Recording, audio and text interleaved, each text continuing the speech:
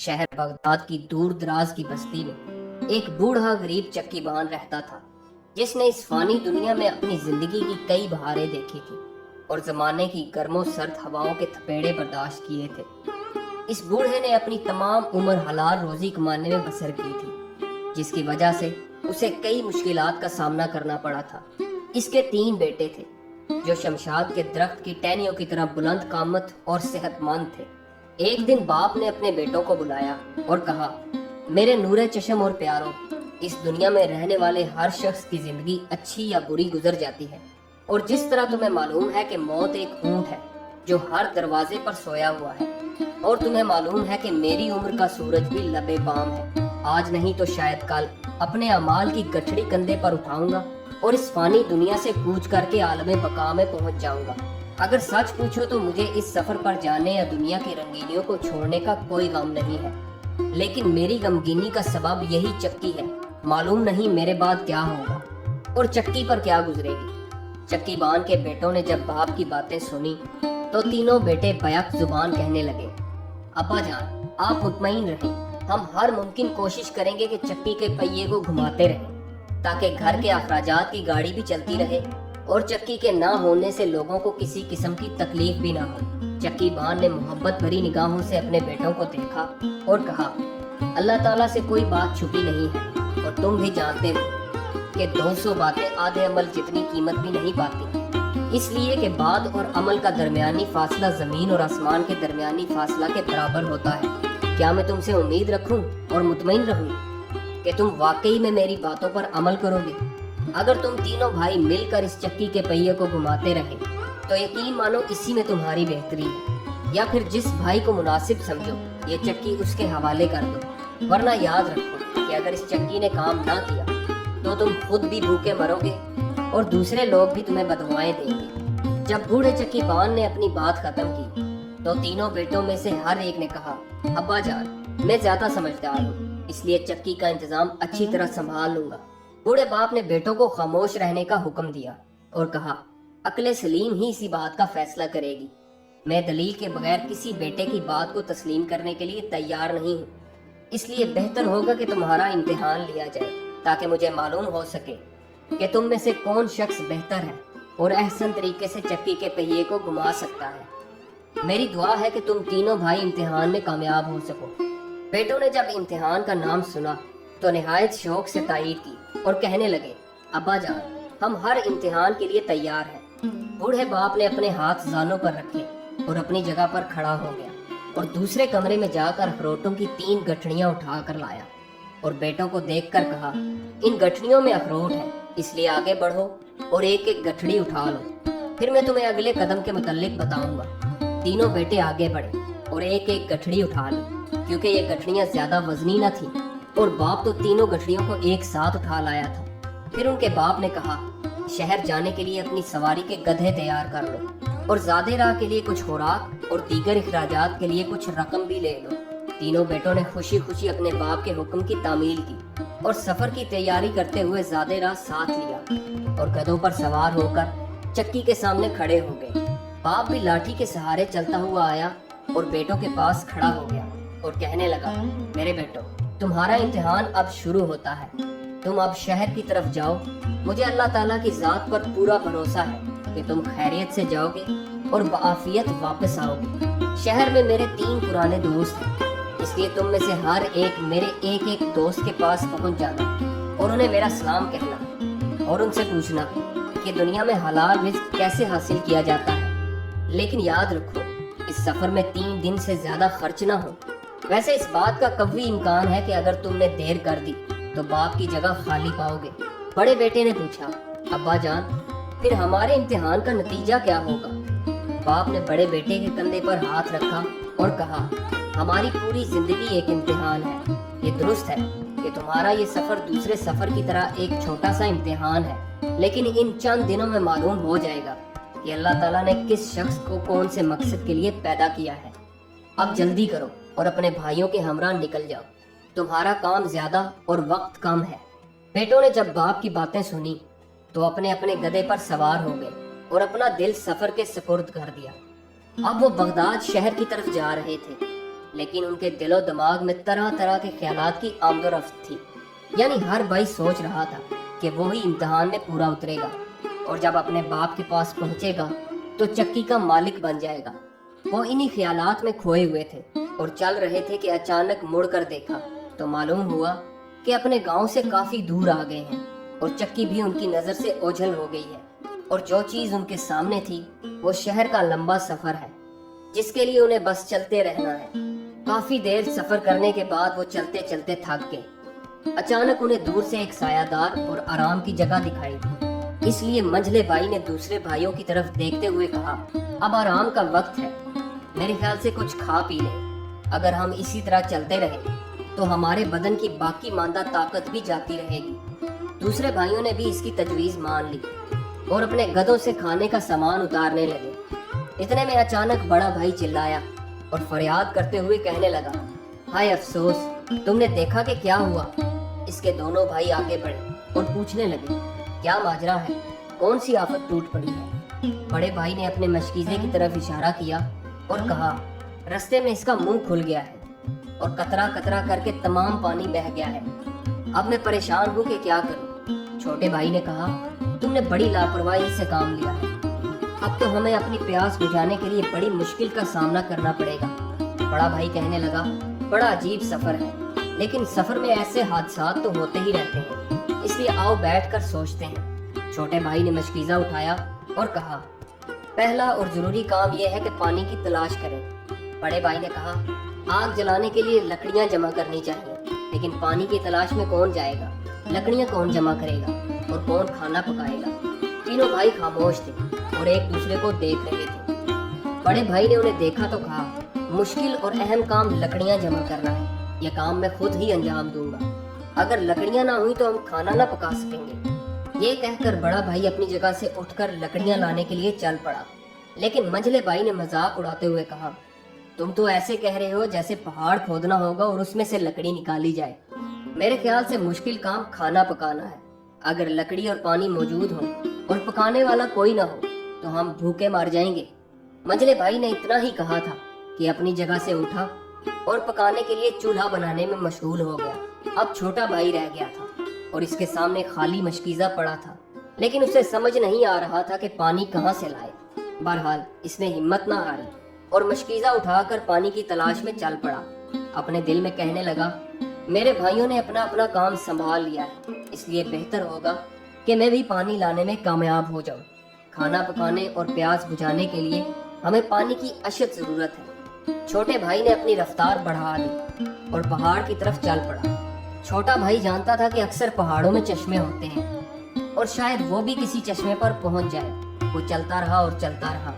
उसने पहाड़ी सिलसिले के चंद टीले अबूर किए, लेकिन जितना भी आगे गया उसे पानी का वजूद कहीं भी नजर न आया। परेशान था कि कहीं ऐसा ना हो कि उसे पानी ही ना मिले और इसके भाई प्यास से जान दे दे और इसी तरह हमारा सफर यहीं तमाम हो जाए।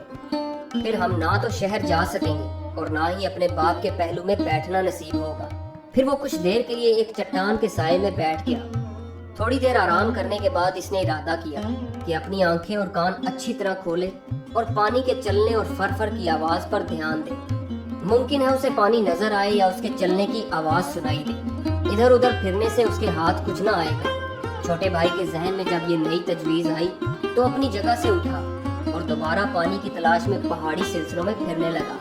वो इसी तरह चल रहा था कि उसे दूर से पानी के कतरे के टपकने की आवाज आई। फिर इसने अपने कान खड़े किए और इसकी आवाज के ताक़ुब में चल पड़ा। अभी वो ज्यादा दूर ना गया होगा कि पानी के चश्मे पर पहुंच गया। चश्मे का पानी बहुत ही कम था। बहरहाल वो निहायत एहतियात से आगे बढ़ा और बड़ी मुश्किल से मशकीजा भरा और वापस चल पड़ा। अभी वो चंद कदम ही चला होगा कि एक पत्थर को फलांगते हुए फिसला और चारों शाने चित गिर पड़ा, जिससे इसके हाथ और बाजू शदीद जख्मी हो गए। फिर वो बड़ी मुश्किल से संभला और सबसे पहले मशकीजे को देखा जो अभी तक सही सलामत था।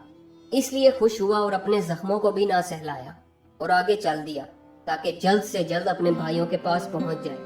जब छोटा भाई वहां पहुंचा तो ये देखकर हैरान रह गया कि दोनों बड़े भाई सोए हुए हैं, एक ऐसी नींद में कि गोया 7 बादशाहों को ख्वाब में देख रहे हैं। मंझले भाई की नींद बड़े भाई से ज्यादा गहरी थी। اس نے اخروٹوں کی تھیلی بھی کھولی ہوئی تھی، اس لیے چھلکے ادھر ادھر بکھرے پڑے تھے۔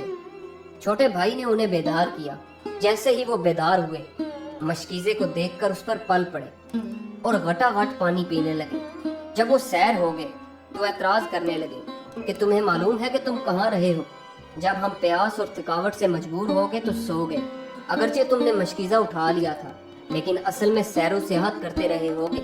دوسرے بھائی نے کہا، افسوس، پانی کے لیے میں خود جاتا تو صاف اور پاکیزہ پانی لاتا اور اتنی دیر بھی نہ لگاتا، جبکہ حالت یہ ہے کہ ہمارا کافی وقت ضائع ہو گیا ہے۔ دونوں بھائیوں کے جی میں جو کچھ آیا اپنی اپنی کہتے رہے اور چھوٹا بھائی خاموشی سے سنتا رہا۔ اس کے بعد انہوں نے کھانا پکایا اور کھانے کے بعد اپنا سامان سمیٹا۔ اس کے بعد انہوں نے دوبارہ اپنا سفر شروع کیا۔ تینوں بھائی تھکے ماندے اور بھوکے پیاسے آخر کار شہر بغداد میں پہنچ ہی گئے۔ چھوٹے بھائی نے جوں ہی شہر میں قدم رکھا تو کہنے لگا، میں تو سب سے پہلے اپنے والد کے دوست کے پاس جاؤں گا اور اسے والد کا پیغام پہنچاؤں گا۔ منجلے بھائی نے کہا، ابھی کسی جگہ جانے کی ضرورت نہیں، سالن تو نہیں ہے کہ ٹھنڈا ہو جائے گا، ہم کل اور پرسوں تک اسی شہر میں ہیں، ابھی تو تھکاوٹ سے ہمارا بدن چور ہے، اس لیے میں تو پورا دن آج آرام کروں گا۔ بڑا بھائی کہنے لگا، اگر میں تھکا ہوا نہ ہوتا تو ضرور جاتا، لیکن اس وقت مجھے آرام کرنا ہے اور اس کے بعد بازار جا کر کچھ خریدوں گا۔ آخر کئی سالوں سے میری یہ خواہش تھی کہ ایک جوڑا خوبصورت جوتے خریدوں۔ اگر میں اب جوتے نہ خرید سکا تو شاید مجھے پھر کبھی موقع نہ ملے گا۔ اگر میں کل اپنے باپ کے دوست کے پاس نہ جا سکا تو پرسوں ضرور ان کی خدمت میں پہنچ جاؤں گا۔ یہ صورتحال دیکھ کر صرف چھوٹا بھائی ہی رہ گیا تھا کہ اپنے بھائیوں سے پہلے روانہ ہو اور باپ کا پیغام اس کے دوست کو پہنچائے اور اس سے حلال روزی کمانے کے لیے ذرائع دریافت کرے۔ منجلا بھائی دوسرے دن صبح اپنے باپ کے دوست کے پاس اس کے گھر کے دروازے پر پہنچا اور دروازہ کھٹکھٹایا تو اس کی بیوی نے دروازہ کھولا اور کہا، میرے خامد کی طبیعت ناساز تھی، اس لیے حکیم سے نسخہ لایا تھا، اب وہ عطار کی دکان سے دوا لینے گیا ہے، اگر وہ ظہر تک لوٹ آیا تو تمہاری ملاقات ضرور ہو جائے گی۔ منجلا بھائی نہایت بے صبری اور جلد بازی میں تھا، اس لیے کہنے لگا، اس شہر میں میرے اور بھی کئی کام ہیں، آج نہیں تو یقیناً کل تک ملاقات ہو جائے گی، اس لیے میں جاتا ہوں اور کل طلوع آفتاب کے وقت دوبارہ آ جاؤں گا۔ اس نے یہی کہا اور اپنے بھائیوں کے پاس سرائے میں آ گیا۔ دوسری طرف بڑا بھائی جوتے خریدنے کے لیے گیا ہوا تھا۔ جب وہ جوتے خریدنے کے لیے بازار پہنچا تو جوتوں کے مول تول پوچھنے لگا۔ اسے محسوس ہوا کہ اس کے پاس رقم کم ہے، اس لیے اپنے بھائیوں کو تلاش کرنے لگا اور اپنی مجبوری ان سے بیان کی، لیکن اس کے بھائی بھی اس کی طرح خالی ہاتھ تھے، اس لیے انہوں نے اپنے سر جھکائے اور کچھ نہ کہا۔ بڑا بھائی جب اپنے بھائیوں سے نا امید ہو گیا تو سوچنے لگا کہ اب تو مجھے اخروٹوں کی تھیلی فروخت کرنی پڑے گی تاکہ جوتے خرید سکوں۔ پھر وہ دوبارہ بازار گیا اور اخروٹوں کی تھیلی فروخت کر کے اپنے پسندیدہ جوتے خرید لیے۔ ادھر طلوع آفتاب کے وقت دوبارہ منجلا بھائی اپنے باپ کے دوست کے گھر پہنچا اور دروازہ کھٹکھٹایا۔ کافی انتظار کے بعد اسے کوئی جواب نہ ملا، اس لیے سمجھ گیا کہ صاحب خانہ کسی کام سے گھر سے باہر گیا ہوا ہے، اس لیے منجلے بھائی کے سفر کا تیسرا دن بھی ختم ہو گیا۔ اب تینوں بھائی سرائے میں بیٹھے تھے تاکہ اگلے دن واپسی کا سفر کریں، اس لیے طرح طرح کی باتیں کرتے رہے اور شہر میں جو کچھ دیکھا اور سنا ایک دوسرے کو بتانے لگے۔ اتنے میں چھوٹے بھائی نے کہا، اب ہمارے لیے کون سا کام باقی رہ گیا؟ منجلے بھائی نے کہا، میرے ذمہ جو کام تھا میں نے پورا کر دیا، صرف اپنے باپ کا پیغام نہیں پہنچا سکا، اس لیے کہ باپ کا دوست سفر پر گیا ہوا ہے اور اب میرا کوئی کام باقی نہیں ہے۔ بڑے بھائی نے کہا، اگر مجھ سے پوچھو تو میرا بھی کوئی کام نہیں ہے جسے میں پورا کروں، میں تو یہاں صرف جوتے خریدنے آیا تھا جو کہ میں نے خرید لیے ہیں اور اخروٹوں کی تھیلی بھی فروخت کر دی ہے، صرف پیغام پہنچانا ہے اور میں یہ کام کل انجام دے دوں گا۔ چھوٹے بھائی نے کہا، ہمیں کل صبح روانہ ہو جانا چاہیے، تمہیں یاد ہوگا کہ باپ نے کہا تھا اگر تم لوگ دیر سے لوٹے تو شاید مجھے نہ دیکھ سکو گے۔ بڑا بھائی تو ایسی باتیں سننے کا منتظر تھا، اس لیے خوش ہوا اور کہا، اچھا ہوا کہ تم نے یاد دلا دیا، اس لیے اگر باپ نے پوچھا تو کہہ دوں گا کہ میرا پہلا اور ضروری کام پیغام پہنچانا تھا، لیکن دیر ہو گئی تھی اور تمہارا دوست سفر پر چلا گیا تھا، اس لیے میں نے مناسب سمجھا کہ جلد واپس آؤں اور گھر پہنچوں۔ دوسرے دن صبح جب تینوں بھائی اٹھے تو اپنا سامان باندھا اور گھر کی طرف روانہ ہو گئے۔ راستے میں بڑا بھائی کچھ زیادہ خوش تھا، وہ اپنی ہر بات کے ساتھ کہتا، کہ یقیناً باپ میری عقل و سمجھ کی داد دے گا اور میرے مقابلے میں تم نے جو کام کیا ہے وہ بے فائدہ اور بے نتیجہ ہے، اس لیے کہ ہمارے چھوٹے بھائی نے تو اخروٹوں کو چھوا تک نہیں۔ البتہ منجلے بھائی نے اپنی تھیلی سے چند اخروٹ کھائے ہیں اور اپنا جی بہلایا ہے، لیکن میں نے تو ان سے پورا فائدہ اٹھایا ہے اور انہیں فروخت کر کے جوتے خریدے ہیں۔ حالانکہ عقل مندی یہی تھی کہ تم بھی ایسا ہی کرتے اور کامیابی سے لوٹتے۔ منجلے بھائی نے جب یہ سنا تو حیرت اور تعجب سے منہ میں انگلیاں دے دی اور کہا، ہائے افسوس، میرے دل میں یہ خیال کیوں نہ آیا اور میں نے بھی ایسا کیوں نہ کیا۔ یقیناً باپ تمہاری عقل مندی کی بدولت تمہیں چکی کا مالک بنا دے گا اور ہمیں وہاں بھی شرمندگی اٹھانا پڑے گی۔ تینوں بھائی اپنی اپنی باتوں میں سرگرم تھے اور آخرکار اپنے گاؤں اور گھر پہنچ گئے۔ جب باپ کی خدمت میں حاضر ہوئے تو باپ نے کہا، میرے بیٹو، اب جاؤ اور نہا دھو کر صاف کپڑے پہن لو اور کچھ دیر آرام کے بعد میرے پاس آ جانا۔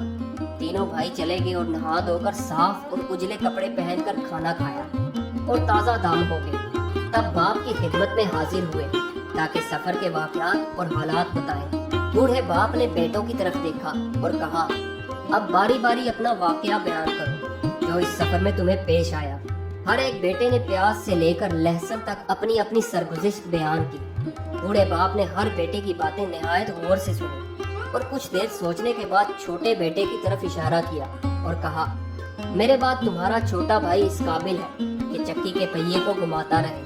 منجلے بھائی نے اپنے باپ کے فیصلے پر اعتراض کیا، لیکن بوڑھے باپ نے گہرا سانس لیا اور کہا، میرے فیصلے کی پہلی وجہ یہ ہے کہ جب تم راستے میں بھوک اور پیاس سے نڈال تھے تو سب سے مشکل کام کی انجام دہی کے لیے تمہارا چھوٹا بھائی ہی کمر بستہ ہوا تھا اور پانی کی تلاش میں نکلا تھا اور زخمی ہونے کے باوجود مشکیزہ بھر کر لایا۔ دوسری وجہ یہ ہے کہ میں نے جو امانت تجھے دی تھی اس نے اس کی اچھی طرح سے حفاظت کی۔ میں نے یہ تو نہیں کہا تھا کہ اخروٹوں کو کھا لینا یا انہیں بیچ دینا۔ اور تیسری اور اہم وجہ یہ ہے کہ اس نے اپنا فرض احسن طریقے سے نبھایا ہے اور اس پر عمل کرتے ہوئے شہر میں داخل ہوتے ہی یعنی پہلی فرصت میں میرا پیغام میرے دوست کو پہنچایا اور اس سے حلال روزی حاصل کرنے کے لیے طریقے دریافت کیے۔ بس یہی وجہ ہے کہ میں تمہارے چھوٹے بھائی کو اپنی غیر منقولہ جائیداد یعنی اس چکی کا مالک بنا رہا ہوں۔ یہ اس قابل ہے کہ سخت اور مشکل کام انجام دے سکتا ہے۔ یہ اس چکی کے پہیے کو اچھی طرح گھمائے گا، لوگوں کی ایمانتیں یعنی گندم اور آٹے کی حفاظت کرے گا اور اس میں خیانت نہ کرے گا، اور اس بات کا بھی خیال رکھے گا کہ اپنے گاہکوں سے جو وعدہ کرے گا اسے اچھی طرح نبھائے گا۔ اس لیے کوئی بھی شخص اس پر بدعہدی یا بددیانتی کا الزام عائد نہ کر سکے گا۔ اس لیے آج کے بعد یہی اس چکی کا مالک ہے۔ باپ نے گہرا سانس لیا اور دوسرے بیٹوں کو دیکھتے ہوئے کہنے لگا، اگر تم کچھ کہنا چاہتے ہو تو بے خطر کہہ سکتے ہو۔ کیا اس چکی کا حق تمہارے چھوٹے بھائی کا ہے یا نہیں؟ بڑے اور منجلے بھائی کو کچھ کہنے کی ہمت نہ ہوئی، اس لیے بدستور خاموش کھڑے رہے اور اپنے چھوٹے بھائی کی کارکردگی پر تحسین کرنے لگے۔ اس کے بعد چھوٹا بھائی کئی سال تک چکی کے پہیے گھماتا رہا اور عمر بھر لوگوں کی خدمت کرتا رہا۔ وہ کئی سال اس فانی دنیا میں رہا اور اس کے قرب و جوار میں رہنے والے لوگ اس کی دیانتداری کے معترف تھے۔